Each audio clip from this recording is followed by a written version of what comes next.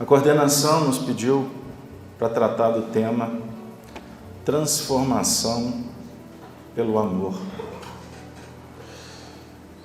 E inclusive me pediram para citar Paulo de Tarso, para citar Maria Madalena ou Míria de Migdol, como exemplos que precisamos estudar, buscar referência. Mas não só eles, a história é pródiga de exemplos de almas que se transformaram pelo amor. Mas eu não posso entrar na transformação a toque de caixa, porque eu seria leviano, eu estaria prometendo algo que não pode ser cumprido. Porque nós julgamos, no exemplo de Paulo, que bastou que Jesus se apresentasse para ele para que tudo alterasse. Isso é um equívoco interpretativo. Embora a história seja muito forte, que nos toca com profundidade, porque todos nós ansiamos pela Damasco. Paulo foi em Damasco perseguir cristãos. E na porta da cidade, ao meio-dia, ele tem a visão de Jesus. Então por que Jesus não aparece na minha Damasco? Para que eu possa realmente acreditar que Ele existe. Vocês conhecem uma obra intitulada Paulo e Estevão, psicografada por Francisco Cândido Xavier? Já leu? Eu sei que sim. Mas eu vou perguntar de novo. Tens estudado a obra? Peguei na curva. Porque a gente acha que é apenas passar por uma história romanceada. Ali tem um código. Ali tem um manual, um pacotinho super legal. Que não dá para você fast food, comida rápida em pé, para não dar trabalho, porque você tem outra agenda. Não dá para tratar o mergulho na intimidade de uma forma superficial, é profundo. Então, se eu estou aqui na casa espírita, perto de amigos, muito obrigado, Totonho. Ele não gosta que chame ele de Totonho, viu, gente? Só eu posso. Ele é meu amigo. E amigo também faz bullying. É bullying? Você não vai me processar. Amigo conversa com carinho, isso não é bullying e nem afronta, é carinho. Eu estou aqui no meio de amigos, Raquel, o grande Fredão, todo mundo que está aqui.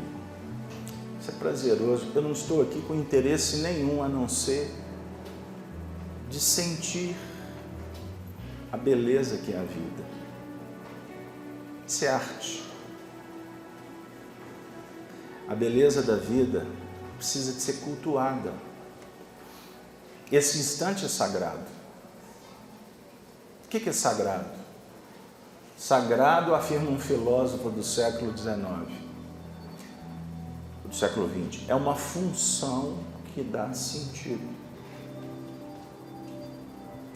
Vir aqui é uma função que vai dar sentido à vida. Isso é sagrado. Não é um culto religioso. Aliás, o Espiritismo não é uma religião, como pensam. O Espiritismo é um tratado filosófico de profundidade, que estuda as leis naturais. E quando nós compreendemos a lei, e compreender a lei, não pense que é só colocar um óculos, abrir um livro, né, André? Estou vendo você agora. Tanta luz que me ofuscou. Não é assim. É um desafio. É de toda hora. Entre erros e acertos, contradições. euforia, mágoas, tristeza, raiva. Você sente raiva? É da espécie humana sentir raiva, não tem problema nenhum, não te faz melhor ou pior. Por isso é que é bobagem você ficar posando de santo no centro espírita, falando até mais adocicado, porque agora meu universo é espiritual. Daqui a pouco a panela de pressão explode. Fechou comigo? Aí você volta a ser o que é? Na verdade você não deixou de ser, você só maquiou. Lógico que a educação é uma das metas que nós vamos discutindo em espiritismo. Ser nobre não é ser metido. E não é para rico, igual antigamente se falava. Educação é para a alma. Conversar com nobreza, com respeito, com dignidade, com palavras que acrescem, que só erguem, não palavras depreciativas, chulas, que fomentam um monte de painel que nem sempre tem a ver com o discurso, mas convencionou que falar feio está na moda, sem moralismo, hashtag combinado, tudo bem? Não é moralismo não, é uma conversa. Por que que quando tu vai fazer uma entrevista de emprego você vai falar diferente do que você fala no dia a dia? Para você ganhar um emprego, você está, tudo bem, pode até estar enganando a turma dos recursos humanos, mas você está mentindo para você mesmo. Por quê? Falar com nobreza tem a ver, então falar com pobreza não tem a ver, mas por que que eu escolho falar desta forma? Para mim fazer inserção num grupo social que está na moda, eu vou continuar superficial como a sociedade materialista o é. Transformação pelo amor é um assunto que ele precisa de ser trabalhado, sentido toda hora. Tem a ver com aspectos mais nobres do ser. Eu separei aqui tanto texto, mas quando eu olho para vocês, me dá uma preguiça de ler texto. Viu, Raquel? Estou falando com a alma. Estou falando aqui intelectualmente. Porque não adianta eu ficar recitando o texto se a gente não está resolvendo as nossas questões mais práticas. Porque o texto tu lê em casa. Agora, eu cito por obrigação doutrinária, porque se eu estou me referindo ao amor, por uma questão de dignidade, de compromisso com o mestre Allan Kardec, eu tenho que me referir ao Evangelho segundo o Espiritismo, capítulo 11, amar ao próximo como a si mesmo, porque não é Carlos Alberto que está vindo aqui falar. Eu estou convidando vocês para estudar. E Espiritismo você não estuda uma página solta e ponto. Essa página tem a ver com outra página, tem a ver com outro livro, e eu estou falando de Allan Kardec. Uma encarnação não dá para estudar Kardec, de tanto material que ele tem. E material que é coerente, que não é contraditório. Então, o que é o amor? Essência divina que está dentro de todos nós. Afirma Lázaro, Fênelon.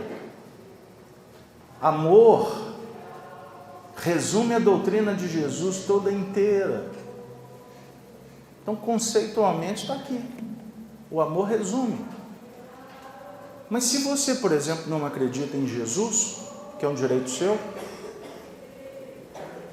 o Espiritismo, na sua teoria moral, se baseia no cristianismo, no Evangelho de Jesus. Não está afeito à religião que professa esta proposta. Então, o Espiritismo, a sua teoria não tem nada a ver com o catolicismo, com o protestantismo, com o islamismo. O Espiritismo não tem. Porque a maioria dessas religiões são heteronomas. Regras que vêm de fora para dentro, hierarquia, poder. se você não fizer, você vai pagar. Por isso é que tem muita gente que no mundo que julga que Jesus representa uma religião ultrapassada. Eu escutei isso há pouco tempo. Quando a gente vai falar do espiritismo na Europa, eu estive na Alemanha e eu carreguei essa Bíblia. Espíritas da Alemanha falaram assim: não chama aquele pastor mais não. Minha Bíbliazinha surrada, coitadinho. Achei que eu estava falando para os corações, mas não estava. Porque a Europa está cansada de Jesus. Porque ela conhece o Jesus dos padres, dos imperadores. Ela conhece Jesus por Luís XIV, por Luís XV, por Carlos Magno, por Constantino. Ela conhece o cristianismo que fez guerra, a Inquisição, que culpou, que trouxe medo, que desagregou, que foi matar pessoas para tomar conta de uma terra, porque foi lá que Jesus foi enterrado. Qual que é o papel do Espiritismo no Brasil? O Espiritismo veio para o Brasil e encontrou um território católico. Assim nasceu o Espiritismo. E por isso é que o Espiritismo tomou essa forma catolizada. Observe até as nossas preces se não são catolizadas. Tem uns que até falam: Maria, Mãe de Deus, rogai por nós. Isso não é Espiritismo. Mas não tem problema. Nós estamos aqui porque foi um solo sagrado que o Espiritismo chegou para que esse povo de fé, sofrido, brasileiro, que acredita até em anjo, o espírito acredita em anjo, o espírito é que está na periferia. Então tem espírito para todo gosto, e eu sou um dos piores deles, mas eu tenho que ser honesto em conversar com vocês. Eu vim aqui falar de amor, e o amor é uma chama sagrada. Então, se ela é sagrada, ela é uma função que dá sentido à vida. Então, o que está acontecendo na sociedade materialista, consumista, individualista, competitiva? Essa chama está apagada. Ou ela é lusco-fusco, de vez em quando ela até aquece. Porque eu encontrei alguém. Aí eu vou viver um romance. Isso é amor? É uma faceta, mas é muito pequenininha perto da grandeza dessa chama. Então o amor não é essa chama que rompe, que explode. Não, isso é paixão, isso é emoção, isso é sensação. O amor tem a ver com os valores mais importantes do ser humano. E quando nós não irradiamos essa luz, a vida perde o sentido. Vocês sabem, eu vou contar isso para vocês, espíritas. Nós recebemos chamados, e-mails, comentários nas redes sociais, que existe um número enorme de pessoas pelo Brasil afora que estão insatisfeitos com o espiritismo. Porque nós espíritas não estamos falando para os corações, porque a gente fica cheio de teoria, de técnica, de falar de umbral, porque a vida espiritual é assim, acolá, e você, eu, que estamos com drama dentro de casa, não estamos sendo consolados e esclarecidos no que fazer.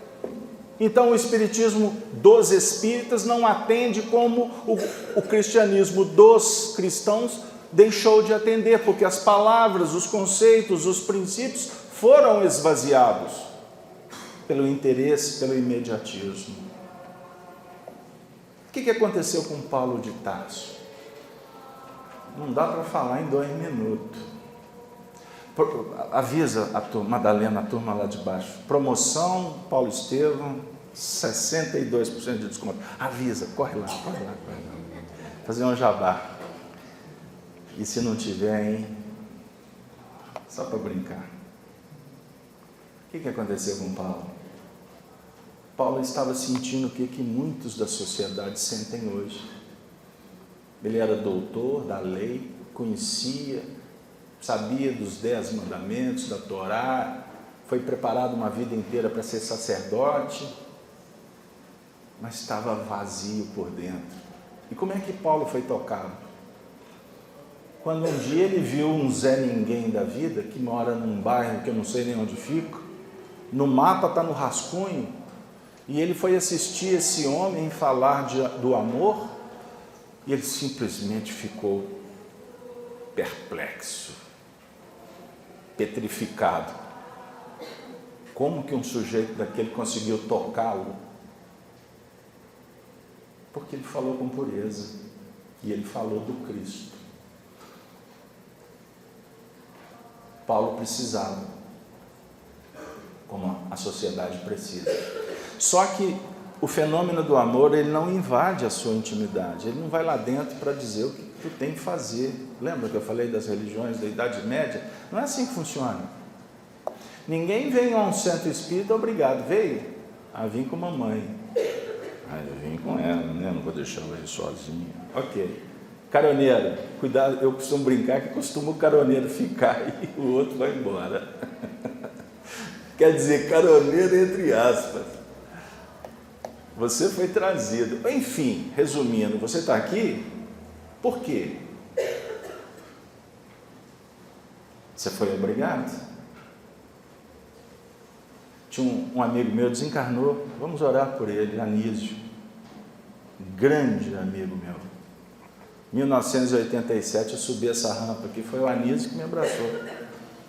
Sou muito grato a ele, ele desencarnou semana passada. O Anísio falava assim: Casalberto, no dia que eu era noviço, né, 18 e poucos anos, quando você tiver com preguiça de vir, eu vou mandar o Zé Grosso te buscar. Naquela época eu falei assim: não entra no meu quarto. E o Zé Grosso é sem educação que dói. Eu quase jogava a minha cama para cima. Com carinho. Aí depois ele falou assim: pronto, acabou. Pegou no tranco, agora vai. Pode acontecer? Pode. Mas o Zé Grosso não vai mais na minha intimidade para me dar palpite no que eu tenho que fazer. Ele é meu amigo, tá? Esse espírito que está aqui presente. E ele me autoriza a dizer isso. Eu não estou sendo deselegante. Eu estou sendo prático. A Sheila não vai falar o que eu tenho que fazer. Porque se ela fizer isso, ela não está sendo uma educadora por excelência. Ela é solidária. Você que tem que resolver. Então você não veio aqui obrigado, você veio aqui porque uma chama está querendo brilhar. Ela nunca apaga, porque é chama sagrada. Se é sagrada, é eterna. E fazendo até uma alusão a um símbolo, a gente tem que estudar os símbolos. Se você colocar um copo de água, qualquer movimento que você fizer com esse copo, dizem que eu tenho que beber água, eu nunca bebo, mas agora eu vou beber. Se você fizer esse movimento, a água permanece horizontal, não está dentro do copo? Por quê? Gravitação. Se você acender uma tocha, qualquer movimento que você fizer com ela, ela continua ainda na verticalização. É ou não é? Qual que é o símbolo da cruz do Cristo? Já pararam para pensar? A cruz do Cristo tem toda aquela conotação que a gente sabe, tal, sem comentário. Mas o símbolo da cruz no Antigo Egito representa a roda da vida, porque em torno das hastes você faz a ligação. Então essa roda se movimenta horário e anti-horário, certo? A cruz suástica dos nazistas, na verdade, eles buscaram lá na antiguidade esse símbolo que eu estou falando. Quebraram as pontas para definir exatamente o movimento, porque eles eram espiritualistas. A cúpula do nazismo era espiritualista. A bel prazer, a moda da casa, não interessa. Mas tinha inclusive reuniões mediúnicas. Vocês conhecem essa história? Adolf Hitler assistiu uma sessão em que um espírito se comunicou e falou assim: você vai ser o chicote da humanidade.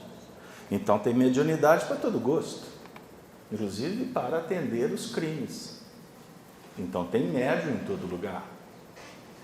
Mas voltando, roda da vida. É um processo de descida e subida, descida e subida.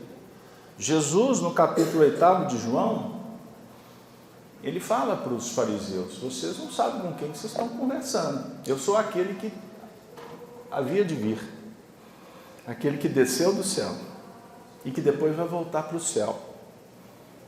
Até hoje a turma tem dificuldade em entender isso. Ele está falando do ciclo da vida, descida e subida. Você aqui está subindo, você está trabalhando filosofia, você está abrindo o plano mental, daqui a pouco tu vai descer.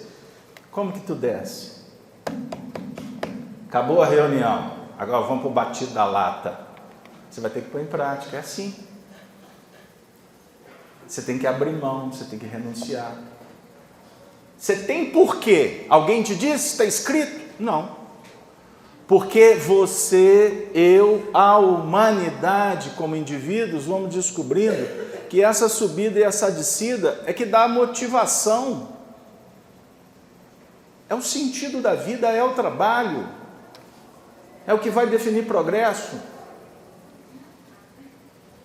Ninguém te disse para amar.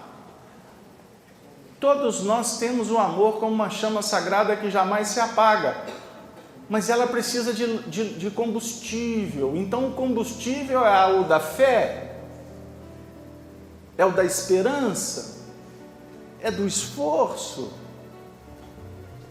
Então esse esforço é seu. E os filósofos estão descobrindo isso ao longo do tempo, e Jesus trouxe tudo isso para a gente prontinho, de uma forma simples. A tua fé te curou, te salvou. Se me amais, guardareis os meus mandamentos. Olha que legal. E qual é o mandamento? Caso aberto, não sei não. Qual item, parágrafo, a linha, cláusula pétrea. Qual caso aberto? Fala! Não vou falar.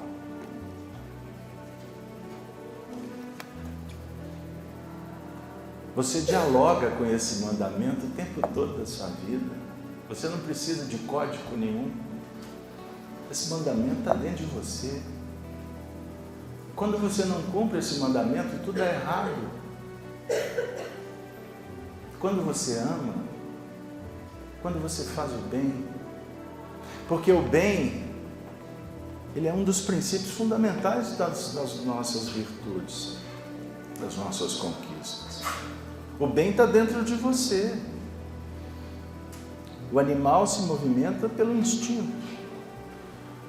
Se vocês abrirem o capítulo 11 do Evangelho segundo o Espiritismo, vocês vão encontrar aqui uma equação extraordinária de Sansão falando exatamente dessa cadeia: instinto, depois sentimentos mais elementares, mais básicos, até chegar no ápice do amor. O animal não tem amor, como o homem possui, que é conquista.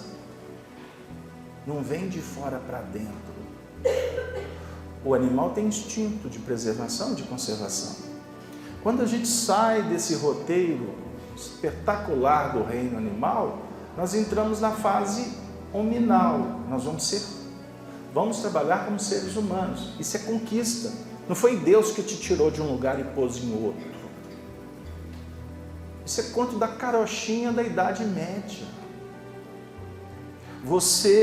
O psiquismo está em processo evolutivo. Ou vocês acham que a plantinha que está ornamentando o seu jardim, ela tem um ciclo ali básico só para ficar mudando energia, depois acabou, fechou, acabou. Ali, depois que a plantinha morrer, né, o psiquismo dela continua no reino vegetal e vai. Então não precisa de você desesperar porque a sua cadelinha desencarnou. Ela vai voltar. Será que ela ainda vai ser uma poodle? Quem é que sabe? Não importa. Mas por que tu vai ficar em depressão porque o cachorrinho desencaixou. Ele prosseguiu. Por que nós vamos destruir uma vida, sonhos, porque alguém saiu do seu lado pela desencarnação? Ele continuou o ciclo da vida. Eu falei do Anísio. Quantas vezes eu escutei do Anísio alusão ao mundo espiritual? Ele falava assim: quando eu desencarnar, Alberto, eu vou te visitar. Eu falei assim: você vem mesmo. Todo dia das mães ele ligava para minha esposa. Isso, eu não vou falar quantas décadas, tá bom? Já dá para fazer um cálculo. Todo dia dos pais ele me ligava. E ele falava assim: lembra que você está no meu caderno de prece. Aí eu falava assim: e tem que ser o primeiro, mais necessitado. Isso foi uma brincadeira de décadas. Não foi de um telefonema. Porque hoje em dia o povo manda o WhatsApp. É aniversário dela, a obrigação sua é ir lá, não é mandar mensagem. Obrigação. Agora, moralismo total. Mas não é não? Ela é sua mãe. Daqui a pouco ela vai embora. Como o Anísio foi embora. É muito chato você falar assim: pô, se eu soubesse eu tinha ido lá. Que justificativa mais pobre. Isso é uma assinatura, um atestado de falência. E já era, viu? Pacote 3, vamos para outro espaço. Então, transformar pelo amor é encontrar o sentido das coisas e fazer acontecer. Não espera cair do céu. Paulo de Tarso sofria. Vazio existencial, crise. Ele era tido como um doutor santo e ele estava em colapsos por dentro. Ele começou a viver uma crise porque ele se julgava numa zona de conforto que dava a ele poder e de repente surge uma proposta completamente diferente daquela que ele tinha como regra, como verdade absoluta. A lei mosaica. Porque ele foi vendo que a lei mosaica era contraditória, porque ela pregava uma coisa e fazia outra.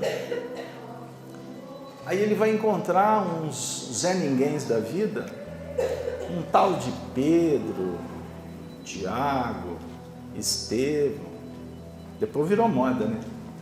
Agora ninguém põe o nome do filho de Bezerra. Isso é que eu fico impressionado.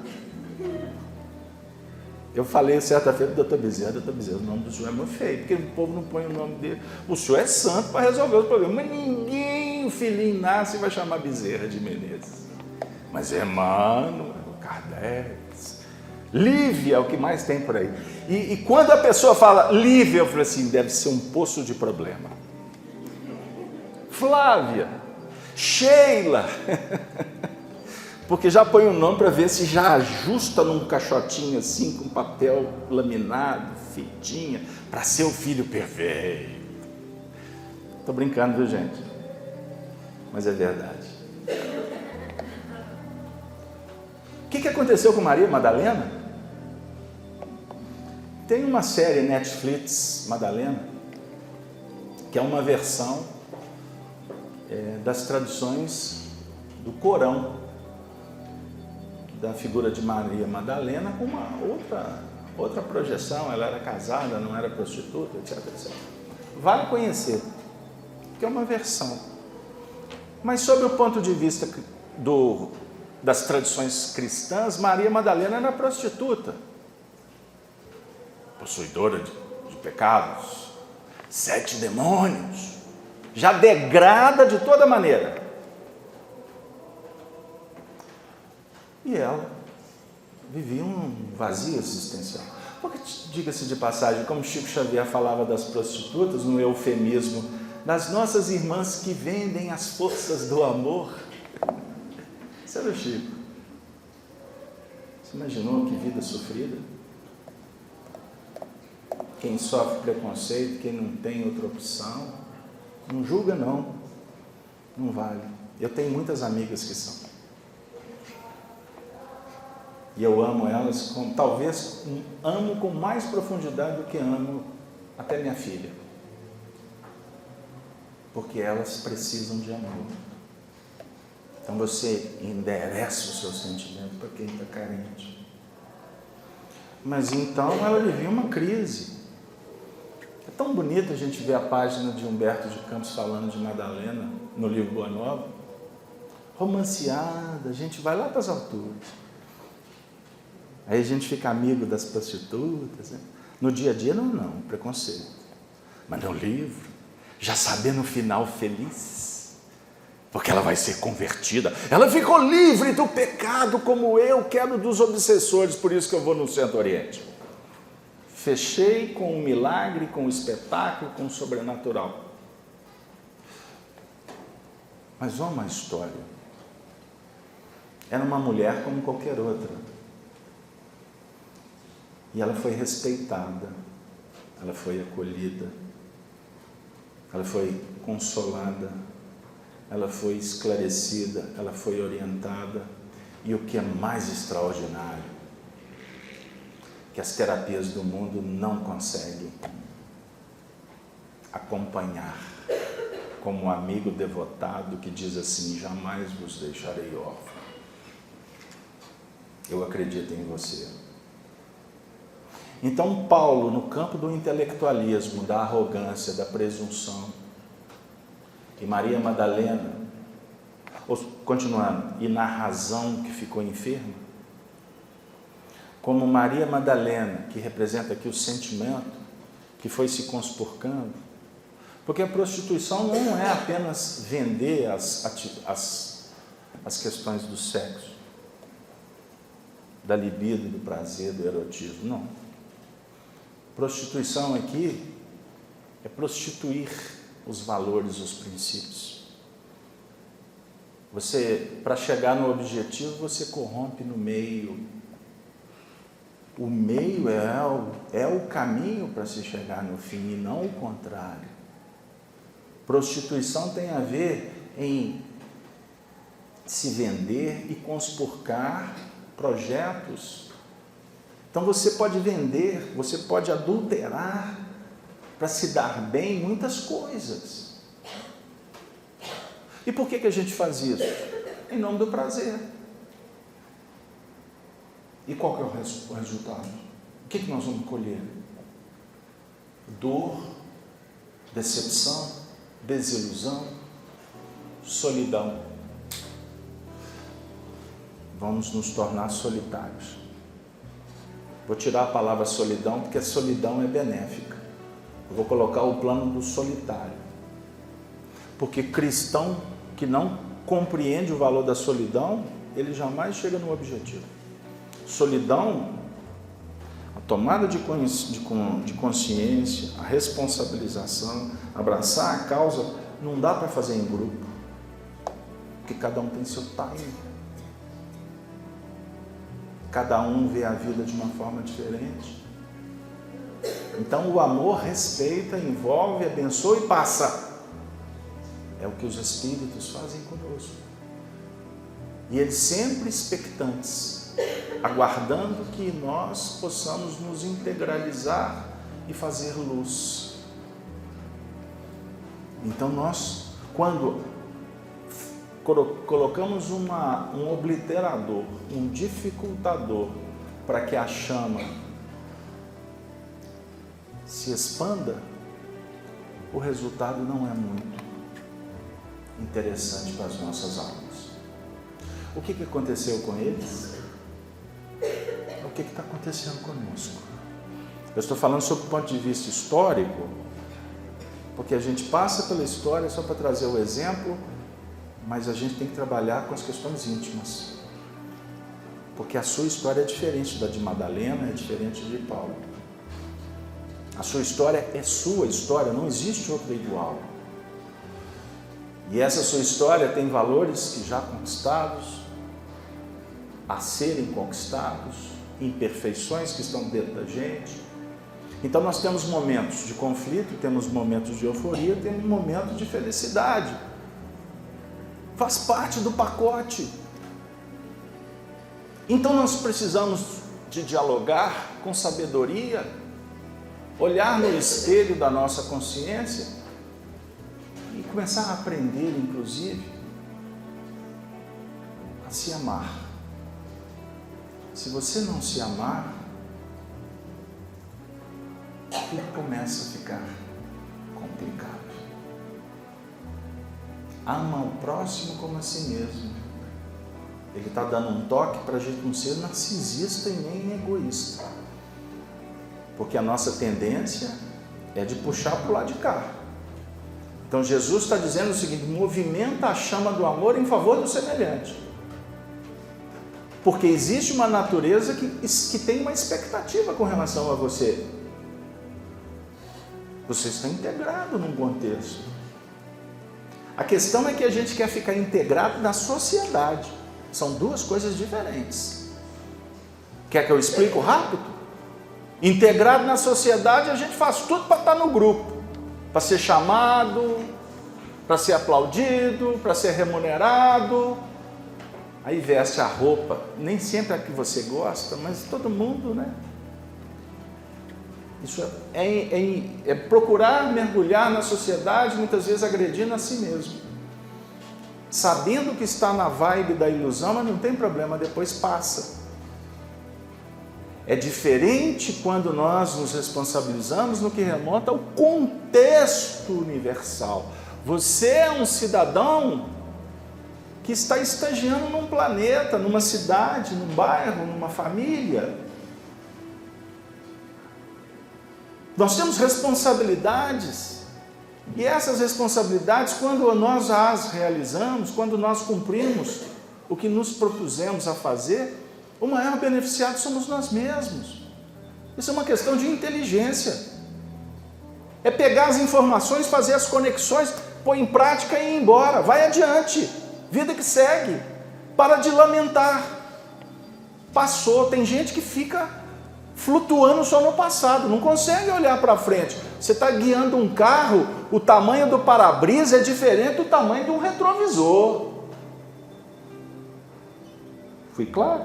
Ou alguém aqui ainda não andou de veículo?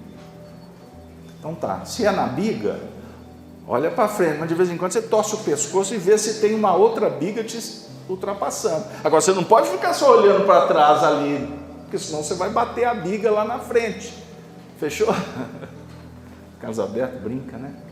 Sábado da tarde com um sol desse, eu estava me sentindo mofado. 7 meses e 8 dias de chuva em Belo Horizonte, saiu sol. Olha que barato. O sol está dizendo assim: vida nova, levanta-te, soerga-te, olha para frente, acredita, é possível.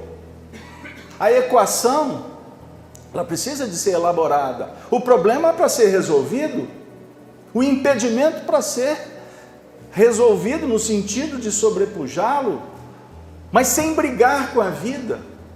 A transformação é um processo gradativo que não se dá a toque de caixa. Uma encarnação não é suficiente, mas não deixa para depois o que você pode fazer agora. Aliás, o Vandré escreveu na música, né? Eles não sabem não, você é da minha época. Quem sabe faz a hora, não espera acontecer. Ganhou até o festival, né, Fred? O Fred é mais novinho também. Mas então, quem sabe faz a hora, chegou o tempo, está acabando o meu. Qual é a lição que fica para a gente? Agradecer. Agradecer. Não justifica reclamar. Não tem sentido não acreditar que as coisas vão mudar. Olha, eu contei uma história de quando eu cheguei aqui a primeira vez em 1987.